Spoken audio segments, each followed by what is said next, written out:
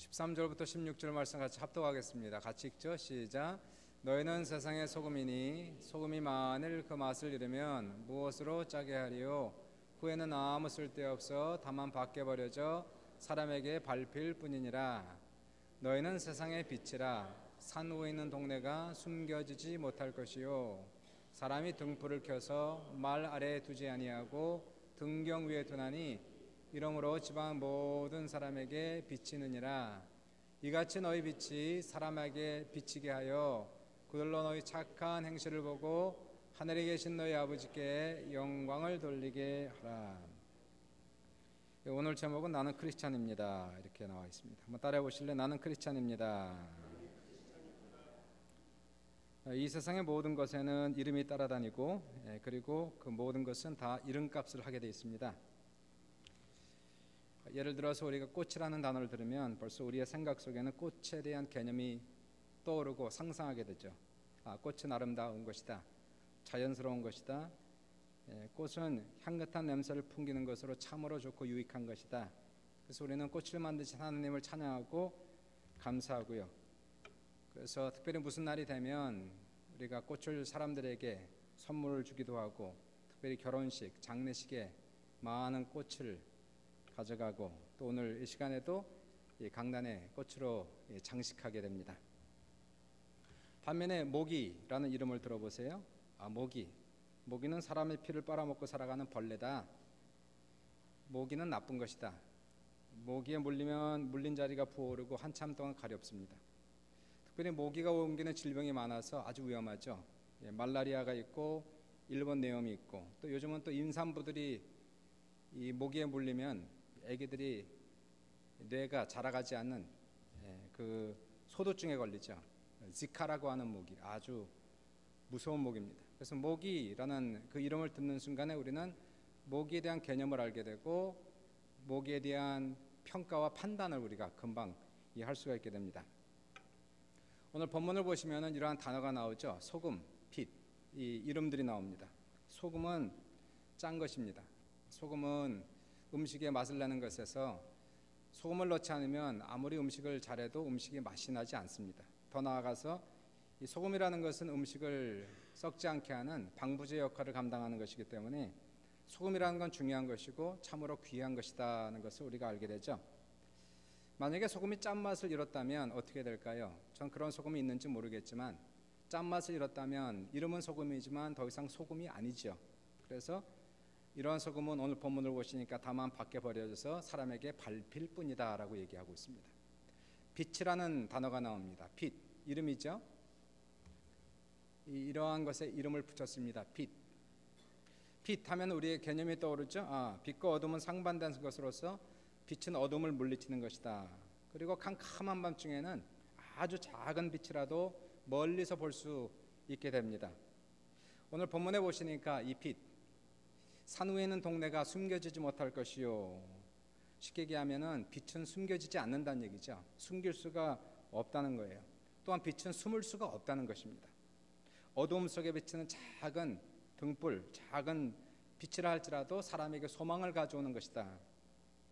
빛이라고 하는 것은 특별히 사람이 등불을 켜서 말 아래 두지 아니하고 어떤 상 밑에 두지 아니하고 저 높은 곳에 두어서 모든 사람에게 비춤으로 유익하게 하는 것이 빛이다. 그러니까 태양은 높은 곳에 떠 있는 거죠. 빛이구나. 태양빛이 있고 달빛이 있고 별빛이 있고 또 이러한 형광 등불이 있구나. 빛을 잃은 빛이 있습니까? 그런 빛은 없습니다. 빛이라는 것은 빛을 잃은 순간에 더 이상 빛이 아니라 그것은 어둠이다 라고 부르는 것이에요. 이름은 이와 같이 중요한 것이고 이름 속에는 개념이 들어가 있는 것이고 또한 이름은 자기의 가치, 자기의 기능을 발휘하는 것이 이름입니다. 우리에게도 이름이 있죠? 이름. 여러분에게도 이름이 있습니다. 뭘까요? 여러분의 이름은 크리스찬입니다. 따라해 보십시오. 나는 크리스찬입니다. 본인이 정말 나는 크리스찬이라고 믿고 고백하는 분은 아멘 합시다. 하나님께서 우리에게 주신 이름이에요. 너는 크리스찬이다 이렇게 주셨어요. 예수님께서 갈릴리에서 제자들을 만나셨을 때에 항상 새로운 이름을 주셨습니다. 시몬, 요한의 아들 시몬, 성격이 급하고 신앙이 높낮이가 많은 시몬을 만나면서 시몬에게 새로운 이름을 주셨습니다. 너는 반석이다. 그래서 그 이름을 베드로라 이렇게 붙여주셨어요. 성격이 급하고 혈기를 잘 부리는 제자가 있었습니다. 그 이름은 요한이었습니다. 요한에게 새로운 별명, 이름을 붙여주셨죠. 보아너게다, 우리의 아들들이다 라고 붙이면서 앞으로 너는 하나님 나라를 선포할 때 우레처럼 선포할 것이다. 이렇게 해서 보아너게다 라고 이름을 붙여주셨고요.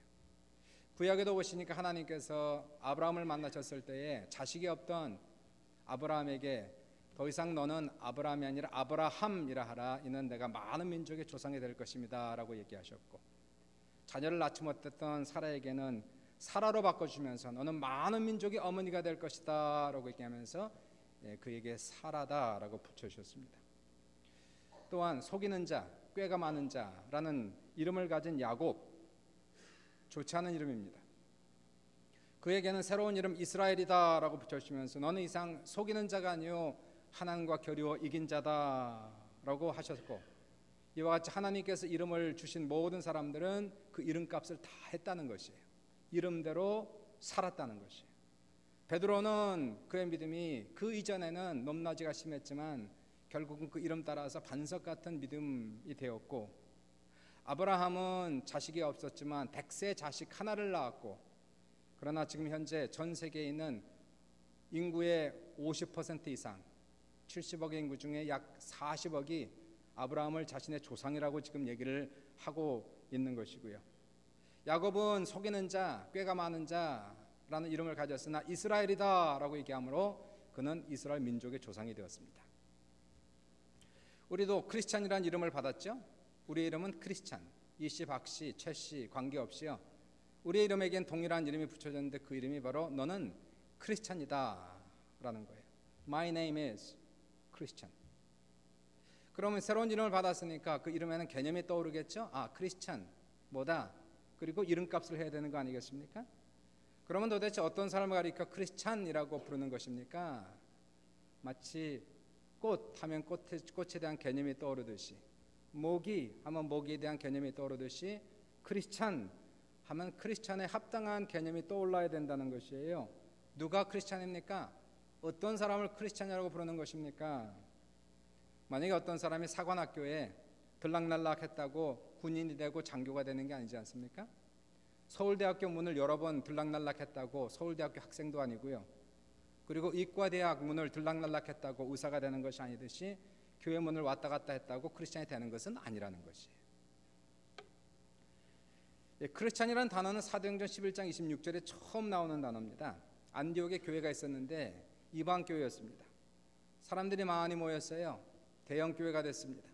근데 그 교회에 바울과 바나바가 1년 동안 말씀을 가르치고 그 교인들에게 신앙 훈련을 강하게 했어요. 예수님이 이렇게 가르쳤습니다. 이렇게 사셔야 됩니다. 가정생활은 이렇게 하는 겁니다. 직장생활은 이렇게 하는 겁니다. 재정은 이렇게 하는 것입니다. 예수님이 이런 거 하지 말라고 하셨습니다. 정확하게 확실하게 말씀을 가르쳤어요. 그래서 안디옥에 있는 교인들은 바울과 바나바의 가르침을 따라서 예수님의 말씀대로 제대로 믿고 제대로 살아가기 시작했어요. 그 다음부터 그 사람들 가리켜서 크리스찬이다 이렇게 불렀다는 거예요. 그 크리스찬이라는 이름 속에 같이 있는 크리스찬이라는 그 이름에 붙어있는 개념은 무엇일까요? 크리스찬이란 예수를 믿되 제대로 믿는 사람, 말씀을 알되 제대로 아는 사람, 예수를 따라가되 제대로 따라가는 사람, 이 사람을 가리켜서 크리스찬이다 라고 불러주는 것입니다. 한 목사님께서 집사님에게 문자 메시지를 보냈어요. 집사님 몇 시에 어디서 뵙겠습니다. 근데 그 실수로 그 집사님이라는 단어를 잘못 써갖고 잡사님이라고 썼어요. 목사님 보니까 잡사라고 썼네. 그래서 금세 다시 보냈죠. 아유 집사님 죄송합니다. 스펠링이 틀렸네요. 그랬더니 집사님한테 바로 답장이 왔어요. 아유 괜찮아요. 그럴 수도 있죠. 먹사님. 이게 목사인지 먹사인지 모르겠어요. 어떤 목사님께서 크리스천 신문에 기사를 냈어요. 기사를 쭉 썼는데 신문 기자가 타절을 잘못 쳐서 김아묵의 먹사라고 썼습니다. 이 기사를 보고 목사님께서 화가 나가지고 전화를 걸어서 막 해댔어요. 엄청나게 한 30분을 그냥 신문 기자한테 어떻게 그런 실수하냐고, 목사가 뭐냐고, 엄청나게 하여튼 막 혼을 내고 당장 정정기사를 내라고. 정정기사 할 수 없이 냈습니다. 기사가 어제 신문에 나간 분은 김아무개 목사가 아니라 김아무개 독사입니다 라는 거예요. 목사는 목사답게 살아야 되고 크리스찬은 크리스찬답게 살아야 되는데, 이게 잘못 사니까 목사가 되고 독사가 되기도 하고 집사가 아니라 잡사가 되기도 한다는 얘기. 우리가 이름에 걸맞는 삶을 살아가야 된다는 얘기예요. 이름을 붙인 것은 그 개념에 맞는 것입니다. 그리고 이름값을 반드시 해야 된다는 거예요. 우리 목사들은 목사다운 행동이 있어야 되는 것이고요. 크리스찬들은 그 언행 심사가 크리스찬다운 행동을 해야 크리스찬이다 라고 불러주는 겁니다. 어떤 새신자가 성경을 2번 통독하고 난 다음에 목사님께, 목사님 그 교회 역사책 하나 좀 빌려주십시오. 그래서 아니 왜 교회 역사를 읽으려고 그래요? 성경만 읽으면 되시지. 그러니까 새신자가 얘기하더래요. 목사님, 성경에는 분명 크리스찬이란 것은 예수를 믿되 잘 믿고 삶의 변화를 받고 제대로 철저하게 믿는 사람들을 크리스찬이라고 그러지 않았습니까? 목사님께서 그렇죠, 맞지요. 그런데 도대체 언제부터 그리스도인들이 전혀 그리스도를 닮지 않은 모습으로 살기 시작했는지 궁금해서 교회 역사책을 한번 보기 원합니다. 언제부터 우리가 아무나 크리스찬이라고 부르게 되었습니까? 교회만 다니면 다 크리스찬이라고 부르는 시대가 지금 왔어요. 교회를 잘 다니지 않아도, 적당히 다녀도 다 크리스찬. 1년에 한두 번 다녀도 크리스찬.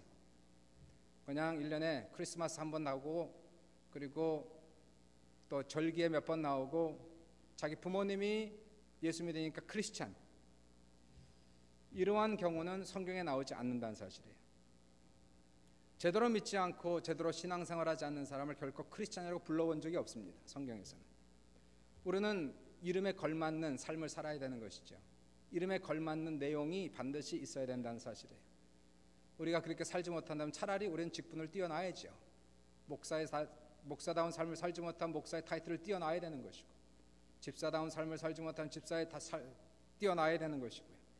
차라리 크리스찬이 아니라 우리는 애초에 처음부터 다시 돌아가서 다시 시작해야 되는 거예요. 크리스찬이 아니라 아예 예비 크리스찬으로. 저는 아직 크리스찬이 못 됐습니다. 저는 예비 크리스찬에 불과하고 크리스찬이 되기 위해서 지금도 배우고 기도하고 예배드리고 노력하는 중이라고 얘기해야 되는 것이에요. 오늘 본문을 보시면 크리스찬의 특징이 나오죠. 크리스찬은 뭡니까? 크리스찬은 세상의 소금이요 빛이다라고 지금 얘기하고 있는 것이에요. 산 위에 있는 동네가 숨겨지지 못하는 것 같이 크리스찬은 결코 숨지 못한다는 것이에요. 숨겨지지 않는다는 거예요. 세상 사람들이 다 보고 있다는 겁니다. 산 위의 동네를 어떻게 숨기겠어요? 사람들이 다 쳐다보는 거 아닙니까? 마찬가지로 교회는 산 위에 있는 교회가 되는 거예요. 기독교는 산 위에 있는 기독교가 되는 거예요. 성도는 산 위에 있는 성도가 되는 것이에요. 세상 사람들이 다 쳐다보고 있습니다. 우리의 행동 하나하나, 우리의 인상 쓰는 거 하나하나, 우리의 마음 씀씀 하나하나, 우리의 언행 하나하나 사람들은 주의 깊게 바라보고 있다는 사실이에요. 우리는 숨길 수가 없어요. 물론 세상에 나아가 나는 기독교인이라고 쓰고 다니진 않고 있지만 다 알고 있다는 사실이에요. 저 사람 교회 다니는 사람인지, 저 사람 어느 교회 집사인지 다 알고 있다는 사실이에요. 그리고 사람들은 우리의 행동을 보고 삶을 보고 우리를 판단할 때 기독교라는 기준을 두고 사람을 판단하는 거예요. 저 사람 예수 믿는다면서, 교회 다닌다면서, 집사라면서 라는 기준을 두고 판단을 받고 있다는 사실이에요. 그러니까 예수님이 하시는 말씀이 소금이 마늘 맛을 잃으면 어찌 다시 짜게 하리요, 사람에게 던지어 밟힐 뿐이라고 얘기하고 있는 것이고, 그러면 어떻게 되는 겁니까? 예수님께서 오늘 말씀하시기를 이같이 너희 빛이 사람에게 비치게 하여 그들로 너희 착한 행실을 보고 듣고 하늘에 계신 너희 아버지께 영광을 돌리게 하라. 중요한 것은 크리스찬들이 보여지는 것이 착한 행실이, 착한 삶이 반드시 보여줘야 된다는 사실이에요.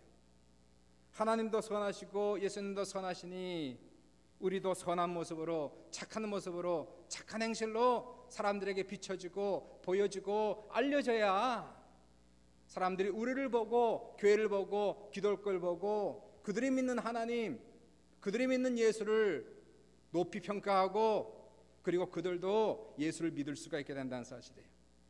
죄라는 것은 어두운 데서 범하는 겁니다. 어두운 데서, 은밀한 곳에서 죄를 범하는 것이에요. 그러나 빛은 항상 밖으로 드러나는 것이에요. 우리는 죄에 구하면 안 되는 것이에요. 우리는 어둠에 구하면 절대로 안 되는 것이에요. 우리는 빛이라고 얘기하는 것입니다. 우리의 행동뿐만 아니라 우리의 생각도, 우리의 의지도, 우리의 자세도 다 드러날 수 있어야 되는 것이에요. 만천하에 공포할 수 있어야 되는 것이에요. 나는 이런 사람입니다 라고 보일 수 있어야 된다는 것입니다. 세상에 나타날 때에 우리는 결코 나쁜 사람으로 나타나면 안 된다는 사실이에요. 결코 나쁜 사람으로 평가받으면 결코 안 된다는 사실이에요. 나쁜 사람도 교회를 다니고 예수를 믿으면 변화를 받아야죠. 변화 받으시기를 주님의 이름으로 축원합니다. 그것이 예수의 능력 아니겠어요? 복음의 능력이고 예수 피의 능력이고, 아무리 약한 사람도, 아무리 못된 사람도, 아무리 나쁜 사람도 예수 믿으면 변화받는다. 교회 다니면 변화받는다. 복음이 들어오면 변화받는다. 그래서 우리 예수 믿는 사람은 이제 이전에는 어둠에 있었어요. 이전에는 그림자 가운데 있었습니다.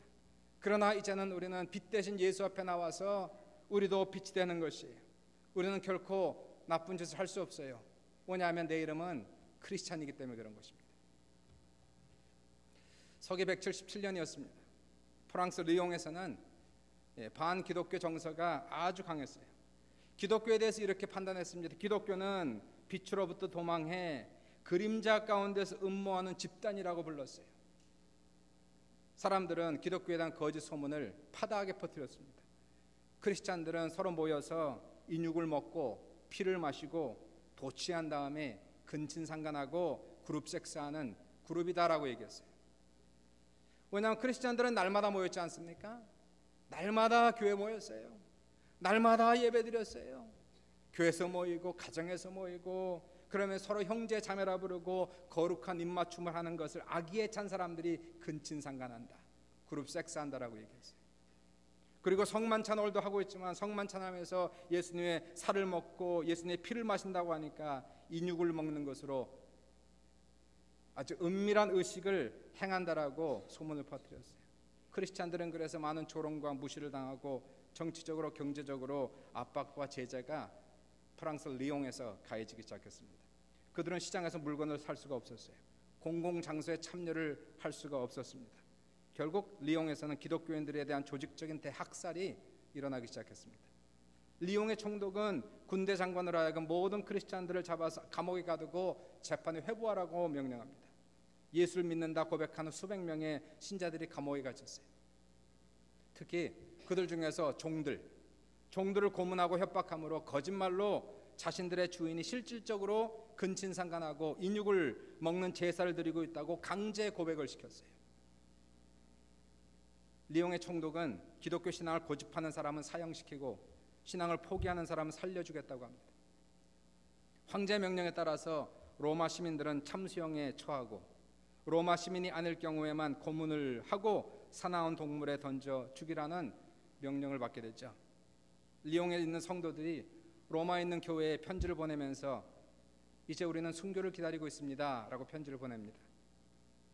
잡힌 크리스찬 중에 블란디나라고 하는 15살 된 어린 여자 종이 있었어요. 블란디나는 자기 주인과 함께 예수를 믿고 예수를 고백하기 때문에 감옥에 잡힙니다. 고문관은 블란디나에게 모든 방법으로 고문을 하면서 주인에 대한 거짓 자백을 받아내려 합니다. 그런데 블란디나는 끝까지 주인에 대해 거짓 증거하지 않습니다. 뭐냐면 그녀는 크리스찬이었기 때문에 그런 것이에요. 블란디나는 불에 담근 쇠 의자에 앉아 고문을 당하고 처참한 상태까지 가죠. 역사학자였던 유스비어스의 쓴 책을 보면 그렇게 오랫동안 엄청난 고통을 당한 여인은 없었다라고 기록합니다. 나중에는 고문하는 사람들이 지쳐서 어떻게 고문할지 몰랐다라고 기록하고 있어요. 블란디나를 발가벗겨 나무에 묶여놓고 동물을 풀어놨으나 동물들이 그녀의 몸을 가까이 하지 않았습니다. 다시 감옥에 갇히고 고문을 당하면서 너와 내 주인이 근친상간하고 인육을 먹고 마셨다 고백하라 할 때마다 모든 질문에 대해 동일하게 고백했던 블란디나의 고백이 있습니다. 나는 크리스찬입니다. 우리는 나쁜 짓을 하지 않습니다. 그럼에도 불구하고 그녀는 자신의 믿음을 배반하지 않아요. 그리고 거짓 증거하지 않아요. 오히려 감옥에 있었던 다른 크리스찬들을 격려하고 이제 우리 곧 천국에서 만날 주님을 사모하자라고 격려합니다. 결국 블란디나는 원형 극장으로 끌려가죠. 로마에서 보는 원형 극장이 있죠. 앰피티에터라고. 거기에서 황소들 앞에 끌려나가 던져지고 소들이 뿔로 블란디나를 던져버리고 황소의 뿔에 찔려 블란디나는 무참하게 그 자리에 순교를 당합니다. 이 모습이 바로 크리스찬이라는 이름에 붙어있는 진짜 모습이라는 거예요. 원형 극장에서 처음에 사람들이 환호를 지르죠. 크리스찬을 죽여라. Away with Christians. 나중에는 블란디나의 장엄한 순교의 모습에 너무 충격을 받으면서 그들이 서로 묻기를, 도대체 그들이 믿는 하나님은 어디 있다는 말인가? 그 하나님을 자신의 생명보다 더 사랑하여 예배하는 것에 무슨 유익이 있단 말인가? 리옹에 잡힌 모든 성도들 중에 몇 명을 제어하고는 끝까지 믿음을 지키다가 다 순교를 당합니다. 그들의 고백도 중요했지만 나는 예수 믿는 사람입니다. 나는 크리스찬입니다.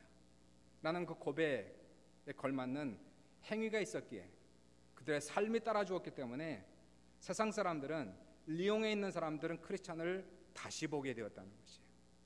그리고 얼마 있지 않아서 기독교는 리옹에서, 특별히 로마 제국 전체 안에서 철학과 종교로 인정을 받게 되고 수많은 사람들이 기독교로 전향을 하게 됩니다. 그래서 교부였던 터툴리안은 말하기를 순교자의 피는 교회의 씨앗이다라는 말을 하게 된 것이에요. 저는 이 블란디나의 고백을 들으면서 너무나 큰 은혜와 감동을 받고 도전을 받았어요. I am a Christian. We commit no wrongdoing. 나는 크리스찬입니다. 우리는 나쁜 짓 하지 않습니다. 맞죠? 그리스도인들은 그리스도를 주님으로 영접한 사람들이에요. 우리 안에는 예수의 피가 흐르고 예수 그리스도의 유전자가 있는 사람들입니다. 우리가 김씨, 박씨, 정씨, 최씨, 주씨라 할지라도 이제는 죄 많은 조상들의 피를 받은 것이 아니라 죄 없는 예수 그리스도의 피를 받아서 우리 안에는 거룩한 정결한 예수의 피가 우리 안에 지금 흐르고 있다는 사실이에요. 이전에는 우리도 세상 풍조를 따르고 불순종의 영이 가득했지만 이제는 아니에요. 이제 나는 예수 믿고 죄사함 받아 거룩한 삶을 살아가는 사람이에요. 나는 이제 변화를 받은 사람이에요. 나는 예수 그리스도를 따르는 크리스찬입니다.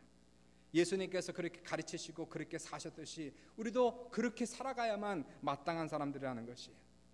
하나님이 겸손하시고 예수가 겸손하셨듯이 우리 안에 겸손의 피가 흘러서 우리도 겸손히 살아가야 되는 것이며, 하나님이 또한 예수 그리스도가 섬기셨듯이 우리 안에도 섬김의 피가 흐르고 유전자가 흘러서 우리는 세상을 살아가며 섬김의 삶을 살아가는 것이고, 하나님께서 그 아들 주시기까지 희생하시고 예수는 자기의 생명을 주시기까지 희생하셨기에 우리 안에도 이러한 희생의 피가 흘러서 살아가면서 희생을 배우고 희생을 알고 희생을 살아가는 사람을 가리켜서 우리는 크리스찬이다라고 부르는 것이에요.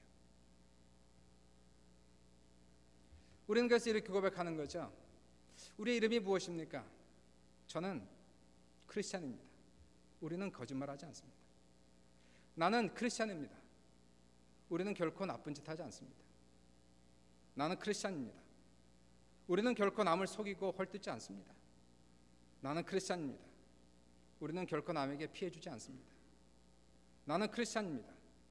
나는 착하고 공의롭게 그리고 정직하게 살아갑니다. 나는 크리스찬입니다. 우리는 핍박하는 자를 축복하고 원수도 사랑합니다. 나는 크리스찬입니다. 우리는 윗사람들을 존경하고 낮은 사람들을 섬기고 겸손합니다. 왜냐하면 제 이름은 크리스찬이기 때문에 그렇습니다. 여러분의 이름이 뭡니까? 우리는 갖가지 이름을 다 가지고 있지만 그러나 우리에게는 한 가지 동일한 이름이 있는 거예요. 하나님께서 우리에게 주신 이름은 나는 크리스찬입니다. My name is Christian. 교회 안에서만 크리스찬이 아니고 직장에 가도 My name is Christian. 학교에 가도 내 이름은 크리스찬입니다. 직장에 가도 내 이름은 크리스찬입니다. 나는 크리스찬이기 때문에 세상과 타협하지 않습니다. 나는 크리스찬이기 때문에 불의와 타협하지 않습니다. 나는 크리스찬이기 때문에 거짓과 타협하지 않습니다. 왜냐하면 나는 크리스찬이기 때문에 그렇습니다. 사랑하는 여러분, 우리는 크리스찬입니다. 예수 믿는 크리스찬이고요. 예수의 피로 용서받은 크리스찬이고요. 하나님의 자녀가 된 크리스찬이고요. 이제는 예수를 제대로 믿고 제대로 따라가고 제대로 순종하는 크리스찬입니다. 세상에 나아가서 우리는 빛이 되고 소금이 되어야 돼요. 맛을 잃은 소금이 아니고 빛을 잃은 빛이 아니고 세상에 나아가서 빛이 되고 소금 되어서 하나님께 영광 돌릴 수 있는 귀한 우리 모든 성도들 다 될 수 있길 주의 이름으로 축원드리고요. 우리 수정교회는 어딜 가든지 빛이 되어야 되는 거예요. 거짓이 있으면 안 됩니다. 우리는 거짓을 멀리해야 되는 것이에요. 우리는 죄를 멀리해야 되는 거예요. 우리는 어두움과 그리고 모든 그림자를 멀리하고 빛 대신 예수 앞에 나와서 하나님 안에서 놀라운 변화된 삶을 살아가는 귀한 교회, 귀한 모든 성도 다 될 수 있기를 다시 한번 주님의 이름으로 축원합니다. 합심해서 우리 기도하겠습니다. 이 시간에 하나님 우리를 변화시켜 주소서, 우리의 죄를 용서해 주소서. 오늘 이 시간도 우리가 성찬을 받기 전에 우리의 죄를 씻어야 됩니다. 버려야 됩니다. 돌아서야 됩니다. 하나님 주님의 예수의 피로 모든 죄의 권세를 끊어주시고 빛으로 들어오며 생명으로 들어오고 진리 안에 들어오는 저희들 심령 될 수 있도록 도와주소서. 지난 한 주 동안 우리가 지은 모든 죄, 생각과 입술의 죄, 거짓의 죄, 불의의 죄, 불순종의 죄 이 시간에 회개하면서 예수 그리스도의 보혈을 의지하고 그 다음에 다시 한번 헌신하면서 주님의 뜻대로 말씀대로 순종하며 살겠습니다 라는 기도 제목 올리도록 합니다. 우리 주여 한번 하시기도 합니다. 주여